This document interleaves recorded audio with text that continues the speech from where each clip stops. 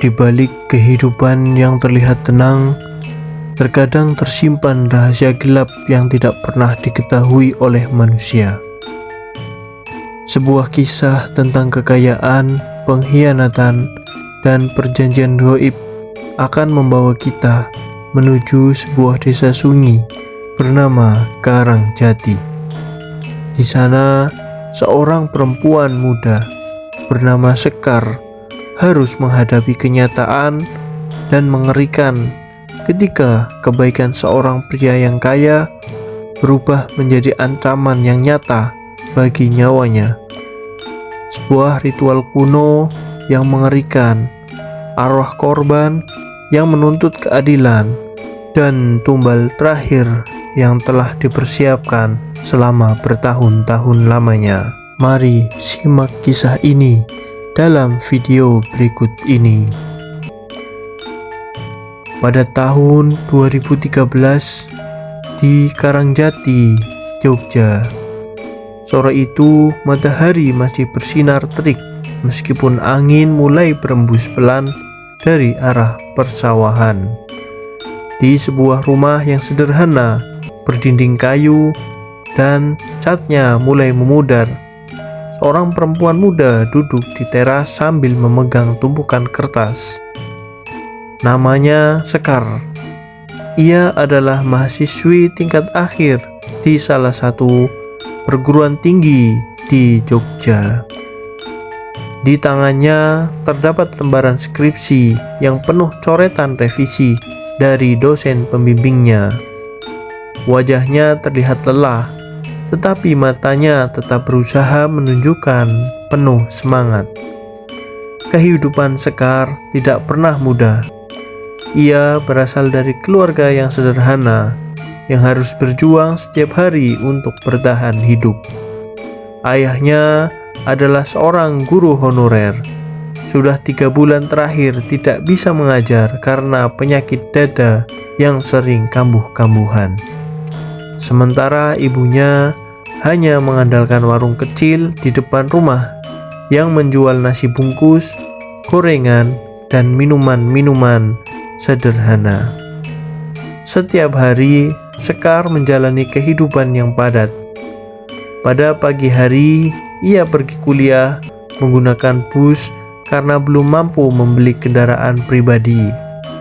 Setelah pulang kampus, ia membantu ibunya mencuci peralatan warung dan melayani para pelanggan.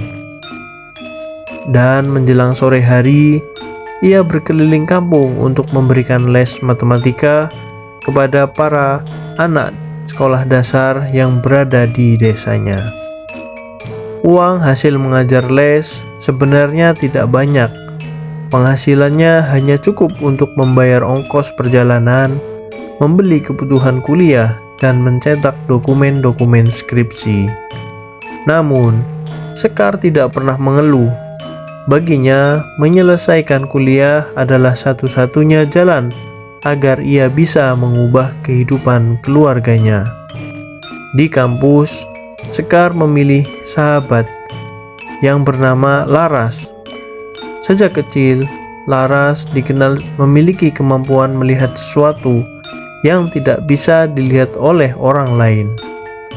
Banyak orang menganggap cerita Laras hanya mencari perhatian, namun Sekar percaya kepada sahabatnya karena beberapa peringatan yang dilontarkan oleh Laras sering terbukti benar. Hingga suatu siang setelah kelas selesai, Laras tiba-tiba menarik tangan Sekar sebelum mereka berpisah. Ia berkata, "Kar, hari ini kamu jangan lewat jalan belakang kampus," kata Laras dengan wajah serius. Sekar mengerutkan dahi. "Kenapa?" "Aku mau cepat sampai tempat les. Kalau lewat depan, nanti macet." "Aku tidak tahu kenapa, tapi perasaanku tidak enak. Ada sesuatu yang menunggu di jalan itu. Kamu lewat jalan depan saja, ya." Sekar sebenarnya merasa aneh mendengar ucapan tersebut. Namun karena percaya kepada Laras, ia akhirnya mengikuti nasihat sahabatnya. Hingga pada sore harinya, Sekar mendengar kabar bahwa sebuah pohon besar tumbang di jalan belakang kampus tersebut. Beberapa kendaraan bahkan tertimpa ranting besar akibat kejadian tersebut. Sejak saat itu, Sekar semakin percaya bahwa Laras memiliki kemampuan yang tidak biasa. Beberapa minggu kemudian, hujan deras turun saat Sekar dalam perjalanan pulang. Ia mengendarai motor tuanya melewati jalan sepi di pinggir kota. Karena terburu-buru mengejar waktu untuk mengajar les, ia tidak memperhatikan genangan lumpur di tikungan tersebut. Hingga ban motornya tiba-tiba tergelincir. Sekar kehilangan keseimbangan dan jatuh keras ke tanah. Lutut dan sikunya terluka, sementara pakaiannya penuh lumpur. Ia mencoba bangkit dan menarik motornya ke pinggir jalan, tetapi tenaganya tidak cukup. Saat itu, sebuah mobil hitam berhenti tepat di dekatnya. Seorang pria muda turun membawa payung dan berjalan cepat menghampirinya. "Kamu tidak apa-apa. Mari, sini saya bantu," ucap pria itu. Sekar menerima uluran tangannya dengan ragu. Pria tersebut bernama Jatmiko. Pertemuan sederhana di tengah hujan itu menjadi awal perubahan besar dalam hidup Sekar. Ia belum mengetahui bahwa kebaikan yang terlihat tulus dari Jatmiko itu sebenarnya menyimpan rahasia gelap yang akan mengancam nyawanya. Sejak pertemuannya dengan Jatmiko di jalan basah sore itu, kehidupan Sekar perlahan mulai berubah. Pria yang menolongnya ternyata bukan seorang biasa. Jatmiko adalah seorang pengusaha muda yang memiliki banyak usaha di berbagai daerah. Ia sering datang menemui Sekar, menanyakan kabarnya, bahkan membantu berbagai kesulitan yang selama ini membebani keluarga kecilnya. Awalnya, Sekar merasa tidak nyaman menerima bantuan-bantuan tersebut. Ia takut dianggap memanfaatkan kebaikan Jatmiko. Namun, sikap pria itu selalu terlihat tulus. Jatmiko membayar biaya cetak skripsinya, membantu biaya pengobatan ayahnya, bahkan memberikan pekerjaan ringan di kantornya agar Sekar memiliki tambahan penghasilan. Keluarga Sekar sangat berterima kasih. Ayahnya menganggap Jatmiko seperti anak sendiri. Ibunya juga selalu menyiapkan makanan terbaik ketika pria itu datang berkunjung ke rumahnya. Warga desa juga mulai mengenal Jatmiko sebagai sosok kaya yang dermawan. Namun, tidak semua orang merasa senang dengan kedekatan Sekar dan Jatmiko. Laras mulai merasakan sesuatu yang berbeda setiap kali melihat Jatmiko. Menurutnya, ada hawa dingin yang selalu mengikuti pria tersebut. Bahkan beberapa kali, ia melihat bayangan gelap dari belakang Jatmiko. "Kar, aku tidak ingin membuatmu kamu takut. Tapi, kamu harus hati-hati dengan dia," kata Laras pada suatu hari. Sekar hanya tersenyum kecil. "Kamu jangan berpikir terlalu jauh, Ras. Jatmiko sudah banyak membantu keluargaku. Kalau bukan karena dia, mungkin Bapak masih kesulitan dalam berobat." Laras terdiam. Ia tahu Sekar tidak mudah percaya pada hal buruk tentang orang yang sudah berjasa kepadanya. Namun, perasaan tidak nyaman dalam dirinya semakin kuat. Beberapa hari kemudian, gangguan aneh mulai terjadi di rumah Sekar. Hingga suatu malam, ketika semua orang sudah tertidur, ibu Sekar terbangun karena mendengar suara langkah kaki di atas genteng. Suara itu terdengar berat, seperti seorang berjalan sambil menyeret kaki. Awalnya, ia mengira ada pencuri. Dengan hati-hati, ia keluar kamar untuk membangunkan suaminya.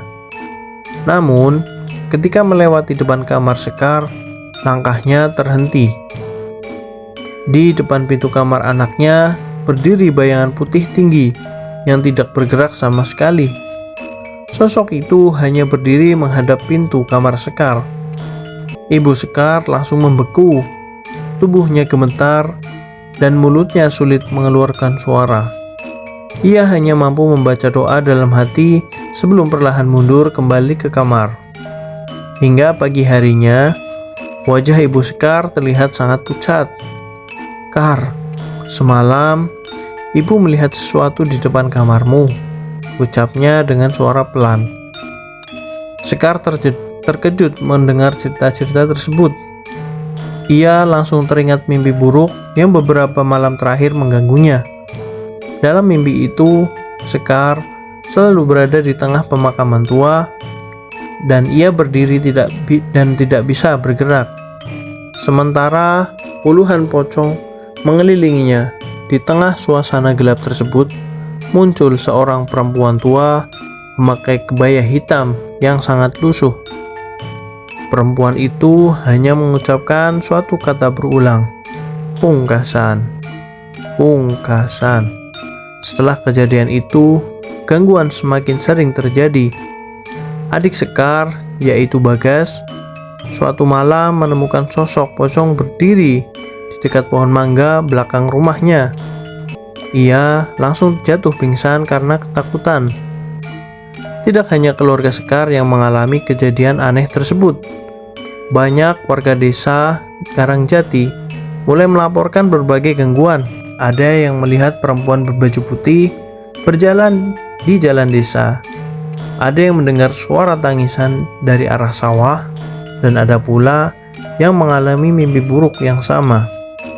Desa yang biasanya ramai mulai berubah menjadi sunyi. Warga tidak berani keluar rumah setelah maghrib. Melihat keadaan Sekar yang semakin lemah, Laras akhirnya yakin bahwa semua kejadian tersebut berkaitan dengan Jatmiko. Puncaknya terjadi ketika Laras melihat sesuatu yang membuatnya ketakutan. Saat Jatmiko menjemput Sekar di kampus, Laras melihat sosok perempuan berambut panjang duduk di kursi belakang mobilnya.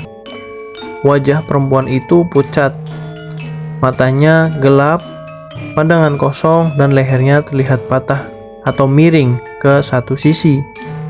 Laras menahan nafas. Saat mobil Jatmiko pergi meninggalkan kampus, ia semakin yakin bahwa sahabatnya sedang berada dalam bahaya yang besar. Tanpa menunggu lebih lama, Laras memutuskan mencari tahu asal-usul Jatmiko. Ia harus menemukan jawaban sebelum sesuatu yang lebih buruk terjadi kepada sahabatnya. Setelah melihat sosok mengerikan di dalam mobil Jatmiko, Laras tidak bisa lagi tinggal diam. Ia merasa ada sesuatu yang sangat berbahaya sedang mendekati sahabatnya. Wajah pucat perempuan berleher patah yang ia lihat bukan sekedar gangguan biasa. Laras yakin sosok itu adalah arwah seorang yang memiliki hubungan dengan rahasia kelam keluarga Jatmiko. Tanpa memberitahu Sekar terlebih dahulu, Laras pergi mencari informasi tentang asal-usul Jatmiko. Ia menempuh perjalanan jauh menuju desa tempat keluarga Jatmiko berasal, yaitu desa Gunung Rejo yang berada di kaki gunung. Desa itu terlihat sepi, rumah-rumah berdiri berjauhan, dan sebagian besar penduduk memilih menutup pintu sebelum malam tiba. Laras berhenti di sebuah warung kecil yang terbuat dari papan kayu. Di sana, ia bertemu seorang pria tua bernama Mbah Wiryo. Awalnya, Laras hanya bertanya tentang alamat keluarga Jatmiko. Namun, ketika nama Jatmiko disebut, wajah Mbah Wiryo langsung berubah serius. "Kenapa kamu mencari keluarga itu, Nduk?" tanya Mbah Wiryo dengan suara rendah. Laras mencoba menjelaskan bahwa ia hanya teman kuliah Jatmiko. Namun, rasa penasaran membuatnya bertanya lebih jauh. "Memangnya ada apa dengan keluarga Jatmiko, Mbah?" Mbah Wiryo menarik nafas panjang sebelum menjawab. "Dulu, keluarga itu bukan siapa-siapa. mereka hidup sangat miskin. Namun, tiba-tiba dalam waktu singkat, mereka berubah menjadi kaya raya. Tanah mereka bertambah luas, rumah mereka menjadi sangat besar, dan usaha mereka berkembang sangat pesat. Laras mendengarkan dengan serius. Lalu, bagaimana mereka bisa kaya raya? Mbah Wiryo menatap sekitar untuk memastikan tidak ada orang lain yang mendengar. Mereka melakukan pesugihan. Laras pun terdiam. Menurut cerita warga, ayah Jatmiko dulu sering naik ke lereng gunung untuk menemui seorang dukun tua bernama Mbah Karto. Dukun tersebut dikenal mampu memberikan kekayaan dalam cara tertentu. Namun, harga yang harus dibayar bukanlah uang, melainkan nyawa manusia. Keluarga itu harus memberikan tumbal perempuan muda secara berkala, kata Mbah Wiryo. Laras langsung teringat sosok perempuan berleher patah yang ia lihat di mobil Jatmiko. Apakah pernah ada korban sebelumnya? Mbah Wiryo mengangguk pelan. Sudah beberapa perempuan hilang tanpa kabar. Mereka biasanya dekat dengan laki-laki dari keluarga Jatmiko sebelum menghilang. Mendengar hal tersebut, tubuh Laras terasa dingin. Ia mulai menyadari bahwa Sekar mungkin bukan sekedar kekasih Jatmiko. Sekar adalah target tumbal berikutnya. Dengan pikiran yang kacau, Laras segera kembali ke kota dan mendatangi Kiai Wening, seorang tokoh agama yang dikenal memahami gangguan-gangguan gaib. Di rumah sederhana milik Kiai Wening, Laras menceritakan semuanya. Mulai dari penampakan di mobil Jatmiko, gangguan di rumah Sekar, hingga informasi tentang pesugihan oleh keluarga tersebut. Kiai Wening terdiam lama. Setelah memejamkan mata dan berdoa, wajahnya mulai berubah serius. Laras, apa yang terjadi pada sahabatmu bukan gangguan biasa. Ada ikatan gelap yang sudah lama dibuat oleh keluarga itu. Laras mulai menangis. Apakah Sekar dalam bahaya, Kiai? Kiai Wening mengangguk perlahan. Jatmiko sudah memilih Sekar sebagai tumbal terakhir. Hah? Tumbal terakhir? Ya, dalam perjanjian seperti ini, ada korban terakhir yang disebut tumbal pungkasan. Korban tersebut dipercaya menjadi penutup perjanjian agar kekayaan keluarga mereka bertahan selamanya. Laras merasa tubuhnya lemas mendengar penjelasan itu. Kiai Wening kemudian meminta Laras membawanya menyelidiki tempat yang berkaitan dengan keluarga Jatmiko. Malam itu, mereka pergi menuju kebun tua milik keluarga Jatmiko. Tempat tersebut tersembunyi di tengah hutan dan jarang didatangi oleh warga. Setelah mencari cukup lama, mereka menemukan sebuah bangunan kayu tua yang terkunci rapat-rapat. Dengan izin Tuhan, Kiai Wening berhasil membuka pintu tersebut. Di dalam ruangan gelap itu, mereka menemukan berbagai perlengkapan ritual, kain kafan, benda-benda sesajen, dan beberapa foto perempuan muda yang tertempel di dinding. Laras berjalan mendekat dengan tangan gemetar, dan di antara foto-foto lama itu terdapat satu foto baru, yaitu foto Sekar. Kiai Wening mengambil sebuah catatan kecil yang berada di samping foto tersebut. Wajahnya langsung berubah tegang. Ritualnya sudah ditentukan. Wah, kapan, Kiai? Malam Jumat Kliwon. Laras menahan nafas. Waktu kita hanya 3 hari. Malam itu, Laras sadar bahwa ia tidak hanya harus membongkar kejahatan Jatmiko, namun ia harus menyelamatkan nyawa sahabatnya sebelum Sekar benar-benar menjadi tumbal pungkasan. 3 hari terasa sangat singkat bagi Laras dan Kiai Wening. Setelah mengetahui bahwa Sekar telah dipilih sebagai tumbal pungkasan, mereka segera menyusun rencana untuk menyelamatkan sahabatnya. Malam itu, Laras bersama Kiai Wening mendatangi rumah Sekar. Mereka menceritakan semua penemuan yang mereka dapatkan di kebun tua keluarga Jatmiko. Pada awalnya, keluarga Sekar sulit menerima kenyataan tersebut. Mereka tidak percaya bahwa pria yang selama ini membantu mereka ternyata memiliki niat yang sangat jahat. Ayah Sekar hanya terdiam dengan wajah penuh penyesalan. Ia merasa bahwa bersalah karena terlalu percaya kepada Jatmiko.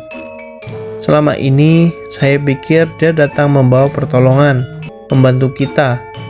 Ternyata dia datang membawa kehancuran untuk anak saya, ucap ayah Sekar dengan suara yang bergetar. Ibu Sekar menangis sambil memeluk anaknya erat-erat. Sementara Sekar hanya mampu diam. Semua kebaikan Jatmiko yang selama ini ia lihat tiba-tiba berubah menjadi sebuah jebakan mengerikan. Namun, Kyai Wening mengingatkan bahwa mereka tidak boleh bertindak sembarangan. Jangan sampai Jatmiko mengetahui bahwa rencananya sudah terbongkar. Jika dia merasa terancam, dia bisa mempercepat ritualnya, kata Kyai Wening. Akhirnya, mereka membuat rencana. Sekar harus tetap berpura-pura tidak mengetahui apapun. Dia harus mengikuti ajakan Jatmiko agar mereka bisa menemukan tempat ritual dan menghentikan semuanya tepat waktu. Pada malam sebelum ritual, warga desa Karangjati berkumpul diam-diam. Mereka yang selama ini mengalami gangguan gaib dari keluarga Jatmiko merasa memiliki alasan untuk membantu. Mereka membawa peralatan sederhana seperti senter, kayu, dan alat perlindungan diri. Tidak ada yang ingin membiarkan korban lain jatuh akibat keserakahan keluarga tersebut. Pada keesokan harinya, sebuah mobil hitam berhenti di depan pintu rumah Sekar. Jatmiko turun dengan pakaian rapi dan senyum seperti biasanya. Sekar, hari ini aku ingin mengajakmu ke rumah keluargaku. Aku ingin mengenalkan kamu secara resmi kepada keluargaku, ucapnya. Sekar menahan rasa takut di dalam hatinya. Ia hanya tersenyum dan mengangguk. Baik, Mas. Sebelum pergi, Sekar memandang keluarganya. Tatapan mereka penuh kekhawatiran. Namun, semuanya sudah sepakat untuk mengikuti rencana yang telah dibuat. Mobil Jatmiko melaju meninggalkan desa. Semakin jauh perjalanan, suasana semakin sunyi.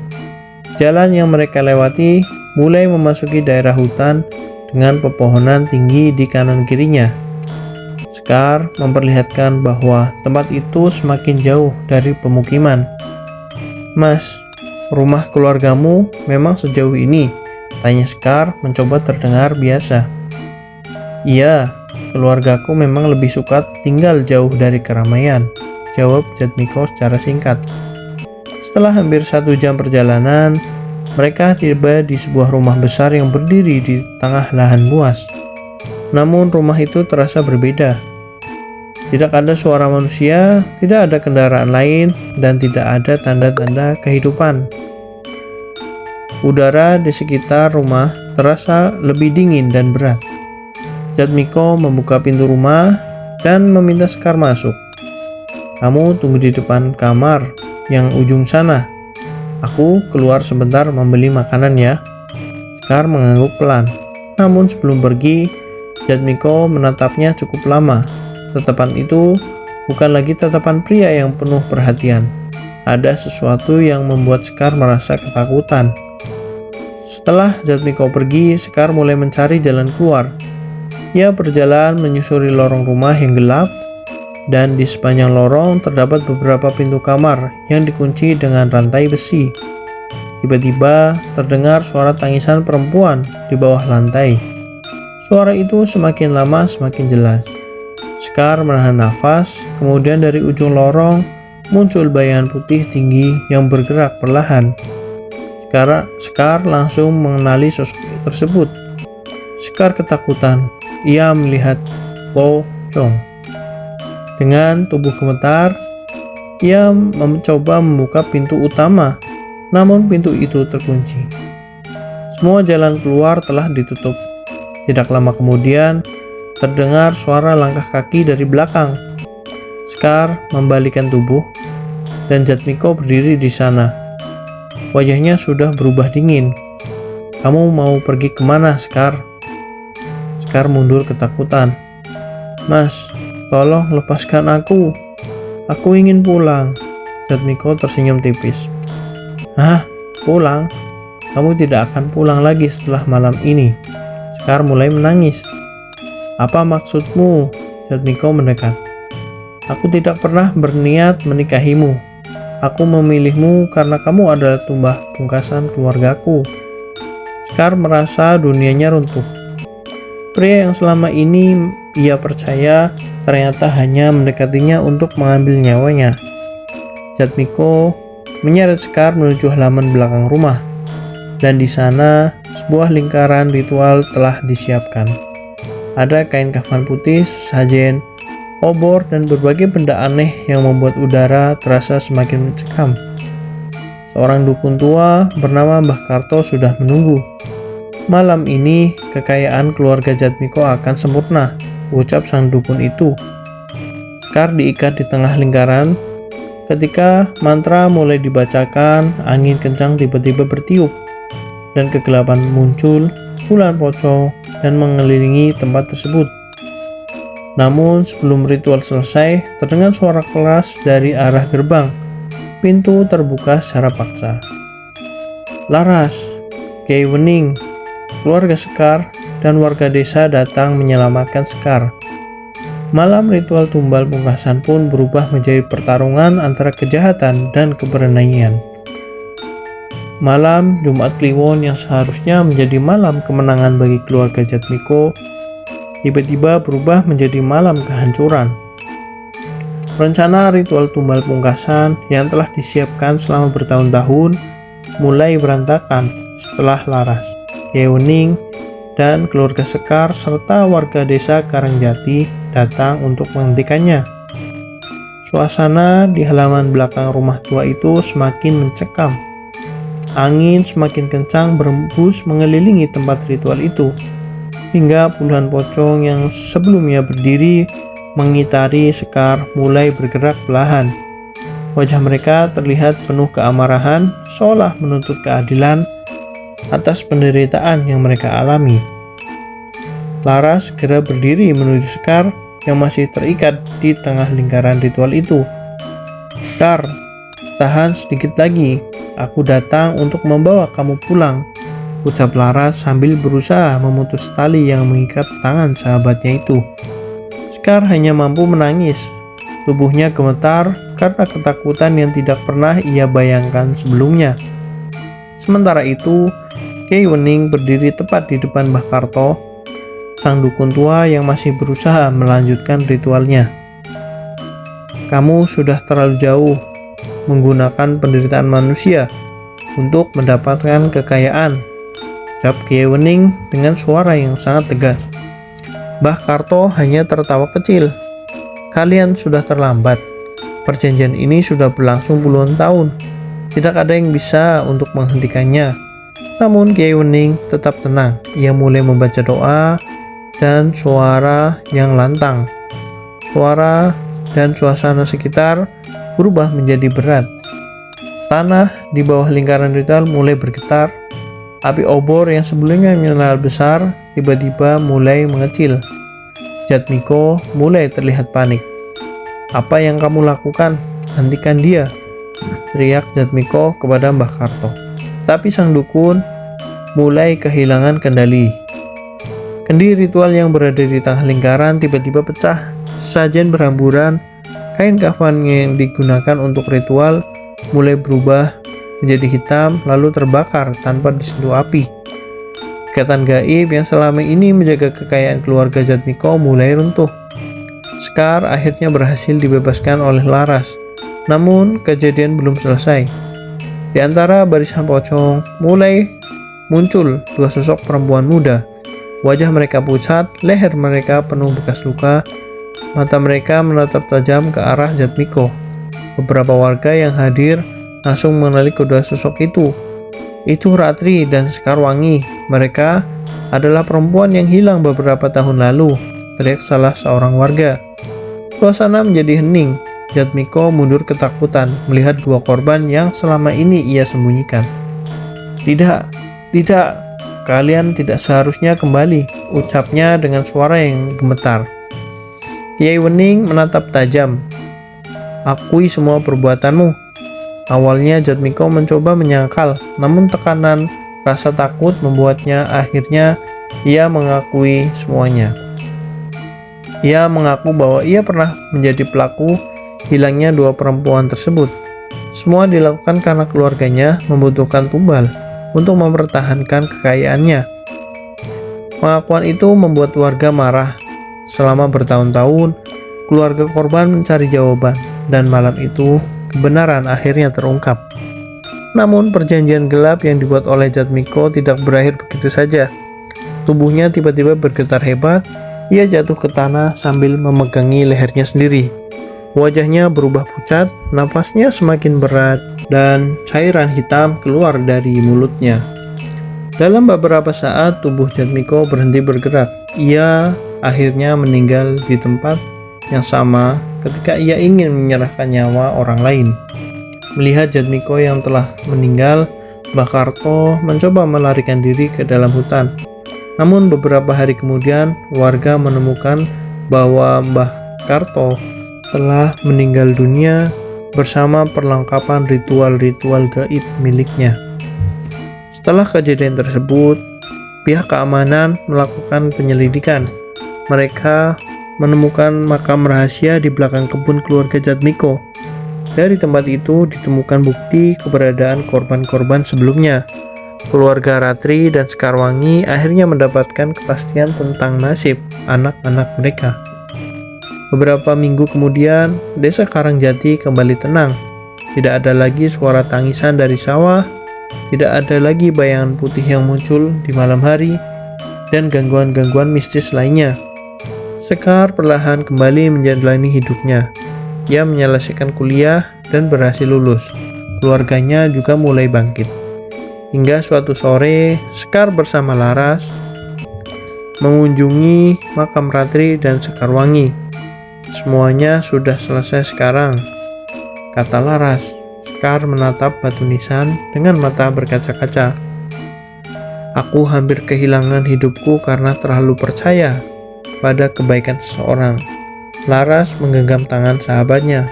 Yang penting kamu masih diberikan kesempatan untuk menjalani hidup. Sekar mengangguk pelan. Ia sadar bahwa kejadian itu mengajarkan sesuatu hal, yaitu tidak semua kebaikan datang dengan niat yang baik, dan setiap kejahatan yang disembunyikan suatu hari pasti akan menemukan jalan untuk terbongkar. Kisah tumbal pungkasan keluarga Jatmiko pun berakhir. Namun bagi warga desa Karangjati, malam itu akan selalu dikenang sebagai malam ketika kebenaran mengalahkan keserakahan yang tidak pernah hilang oleh waktu. Sekian, terima kasih cerita dari kami. Semoga dapat menghibur kalian dan dapat diambil pelajarannya. Terima kasih. Wassalamualaikum warahmatullahi wabarakatuh.